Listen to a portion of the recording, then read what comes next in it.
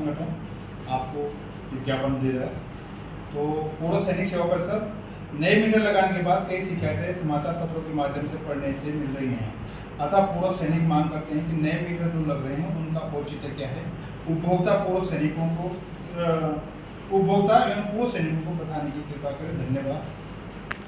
जब हम मैनुअल से हम कंप्यूटराइज पे गए थे तो क्या होता है, जब भी सिस्टम चेंज होता है तो कई बार क्या होता है उसमें कोई एरर भी आ सकता है। जैसे कुछ लोगों का मैं बता रही हूँ बिल गलत आया था, उनकी डिमांड जो थी, पहले बिल में डिमांड बहुत मैंडेटरी नहीं थी, फिर नई डिमांड डालनी शुरू की तो उसने क्या किया कि जब से मीटर लगा तब की डिमांड पकड़ ली, तो उसको हमको मैनुअली ठीक करना पड़ रहा है। मतलब इस तरह की समस्याएं तो आ रही हैं कि मान लीजिए हमने 1000 मीटर बदले और 2 में इस तरह की प्रॉब्लम आ गई तो वो तो हम बिल करेक्शन करेंगे। अब वो क्या होता है कि जिसका आता है वो उसको तो खैर लगेगा कि मेरा वो हो गया है, लेकिन कभी भी हम कोई भी नए सिस्टम में जब मूव करते हैं तो इनिशियली कुछ डाटा से रिलेटेड हो गया। जैसे क्या हो गया कि अभी तक एक इन्फिनिटी मतलब एक जो वो थे बैकएंड हमारा मीटर यहाँ से फीड करता था, सॉफ्टवेयर उसको प्रोसेस करता था, बिल बन जाता था। अब क्या हो गया है कि मीटर जो है सर्वर पे डाटा देगा, सर्वर से ऑटोमेटिकली डाटा पुश होगा, फिर उसका बिल बनेगा।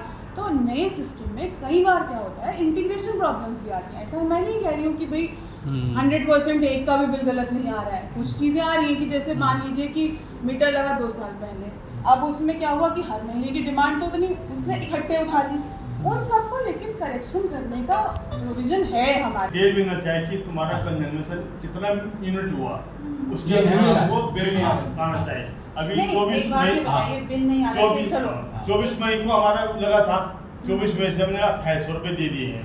कोई बात नहीं, आपका एक पर्टिकुलर तो चलो मैं अपनी आईडी से दे देती हूँ, मैं आपको बता रही हूँ डिटेल। तो अगर आप पर्टिकुलरली यहाँ आ गए तो भाई ये तो मैं बिल आपको अभी निकाल करके दे दूँगी, लेकिन और भी जो लोग हैं मतलब आपके माध्यम से मैं ये भी बताना चाह रही हूँ कि जैसे अब हर किसी के लिए तो संभव नहीं होता है और ना ही उतना मतलब बड़ा मुश्किल होता है कि एक बिल निकलवाने के लिए आदमी ऑफिस आए।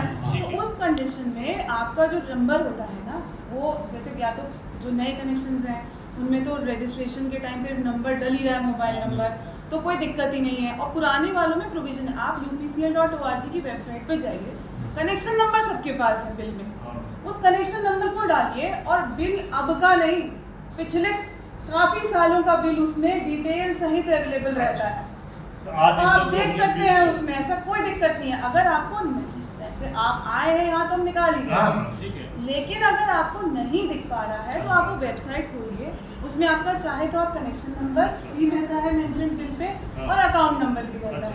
ये जो आपके ऊपर लिखा हुआ है ना, ये है आपका अकाउंट नंबर। अच्छा, इसको आप डालेंगे तो आपका मंथ वाइज बिल आपको वेबसाइट लगा रही है गवर्नमेंट ना।